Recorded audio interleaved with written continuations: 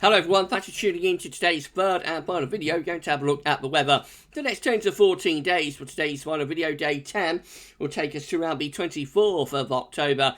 And we'll be able to extend out beyond that. We extended GFS and ECM ensembles, maybe around a couple of weeks. Have a look at CFS V2 at the end of the video for the next 4 weeks, which again takes us well into the early part of or the first half of November. I'll get on that for you in a moment. Just say that the first video was our 7 a.m. Forecast. We also released the European Outlook for this week, so please check out those two videos if you'd like to do that. Please like, share, subscribe on the videos. Thank you so much, everyone. And I hope you're having a lovely Thursday as well. So thank you so much, everybody, for tuning in on this Thursday. Right. Let's crack on then. So we're going to start off with central temperature. CT is still standing at 12.9, which is around 1 degree above average. That's provisional to yesterday, to the 13th of October. These are the GFS upper air temperature and precipitation ensembles. So the next couple of weeks, we'll look at Cardiff today. So the red line is a 30-year upper air temperature average for Cardiff. We're starting off a little bit above average at the moment. We're going to go a bit cooler over the next couple of days. There may actually be some ground frost by night towards the end of the week across many central northern areas anyway. Then the temperatures really lift up over the weekend. We get a push of warmth from the Azores through the weekend and into the beginning of next week, before the temperatures just generally slide away then and return to the long-term 30-year average. And that's pretty much looking as though that's where they stay, really, as we go out into towards the final stages of October. A little bit more dramatic than temperatures, what's going on with precipitation. So the next 3 or 4 days going to be mainly dry up to the middle of the weekend anyway. But from around Sunday onwards, it gets a bit more unsettled, and particularly through next week and then on towards the end of October, there are lots and lots and lots of rainfall spikes there. It does look like a little bit of a deluge could be on the way. Now, bear in mind, this is for Cardiff, so it's going to be exposed to the Atlantic and to the Irish Sea. But I think it's pretty representative, even of areas further east, that things will be turning a good deal more unsettled next week. We've been talking about this a lot in the videos lately. It does look as though things will be turning significantly wetter through the course of next week, and possibly lasting into the latter stages of the month then. Temperature anomalies on the 14th to 22nd of October are going to be above average. Precipitation anomalies from the 14th to 22nd of October are going to be around or a little bit wetter than average, particularly for more northwestern areas. Latest wind flow map from earthnollschool.net shows that we're bringing in westerly winds at the moment, but we haven't got a cold front as pushing southwards into Scotland. That will introduce, very temporarily, very briefly, that will introduce a push of colder air from the north through tonight and tomorrow, and then that'll get cleared away on Saturday.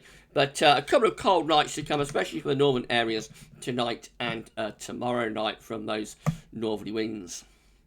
Right, so here's how the UK Met is looking for sunny. So high pressure still clinging on to the south and east by its fingertips on Sunday, but low pressure gradually is eroding away at that high pressure as you go through the early part of next week. Yes, we do get a push of real sort of warm temperatures from the southwest, but they'll be moisture laden as low pressure gets ever closer to us, brings in heavy outbreaks of rain. But there will be quite a warm and humid feel through the early part of next week. And then all of that warmth gets swept away by these westerly winds, outbreaks of rain pushing eastwards. So that as we go into the second half next week, obviously we're looking very unsettled there with low pressure right over top of the country, will bring lots of heavy rain with it. And eventually, by the end of next week, as that low pressure clears out into North Sea, we might start to pull in some colder air from the north towards the second half of next week. This is how the GFS midnight, that's as far as we go with the UK Met. This is how the GFS midnight run is looking. Again, Sunday, midnight Sunday, high pressure is clinging on by its fingertips to the south and to the southeast, but low pressure is gradually nibbling away at that high pressure, and through the early part of next week, that's when the high breaks, collapses down into southern and southeast Europe. Low pressure pushes through. Initially, this low pressure brings up a long fetch southwesterly with the air originating from the Azores, so it will turn very mild through the early part of next week, actually quite warm.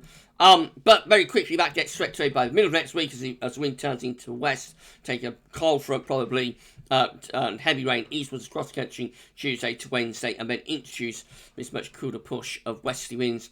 And then the second half of next week looking quite stormy, so this is midnight Thursday, very tightly packed isobars across England and Wales, could bring some gale force winds. We might get a named storm next week. I would not be surprised to get our first named storm of the season from UK Met Air. We'll have to see about that, but it certainly looks very windy for England and Wales through the early part, through the second half of next week, I should say. And then as that low pressure clears away, it turns the wind into a colder northerly, so we get a little bit of a cold snap in the second half next week. Could turn showers wintry into quite low levels across northern parts of Scotland, really cold across Scandinavia as well, with those northerly winds. It's only very brief, and then by the time we get through to weekend, 21st, 24th of October, we actually start to turn wind back round to southwest again and begin to bring cloud rain back into the north and west, along with milder temperatures. There may be frost even down in the south bow at some point late next week. That's day 10. Beyond that, we find that the wind turns into the west again. So just some very unsettled low pressure areas rolling in off the Atlantic. That looks really unsettled and autumnal, doesn't it? That's 27th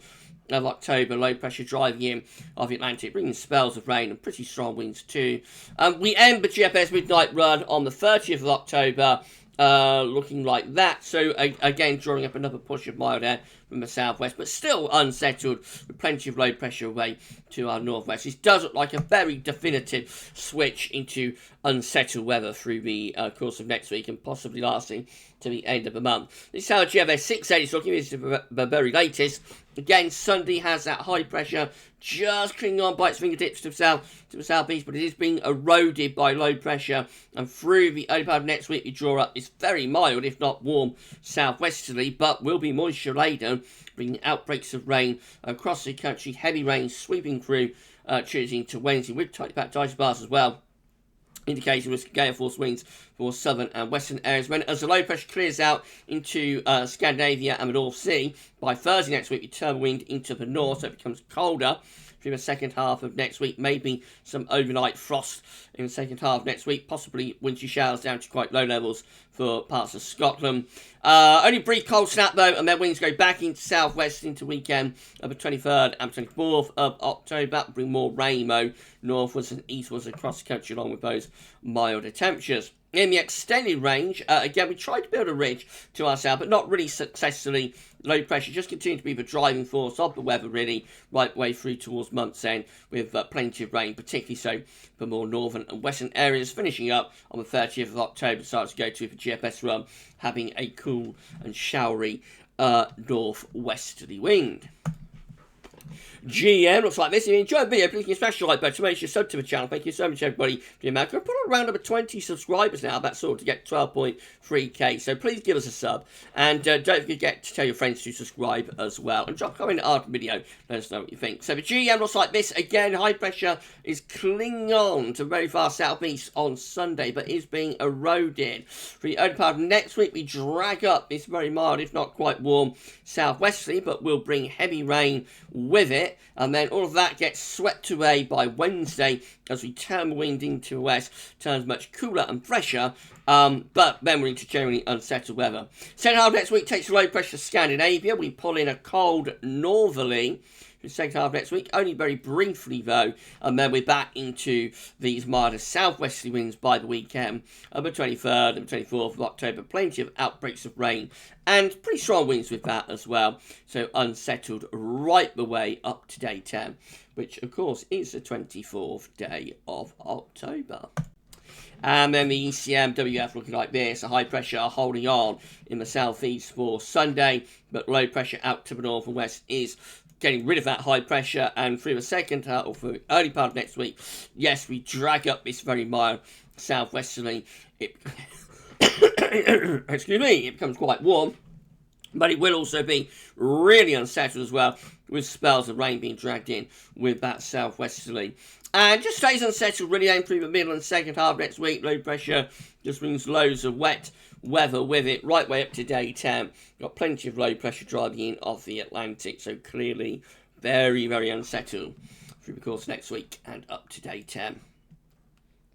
Busy bee precipitation forecast based on that ECM run from Tameteo.com. So we've got a cold front coming southwards today. Might be a fizzling out sort of feature mode, but we'll bring in some colder air, especially to the north. Then over the weekend, it's basically a case of watching with showery rain coming in from off the Atlantic. Very little in the south and in the southeast, but you know, it's enough to start to erode the high pressure. And then through the early part of next week, increasingly wet and unsettled with heavy rain coming in with both very mild or warm southwesterly winds.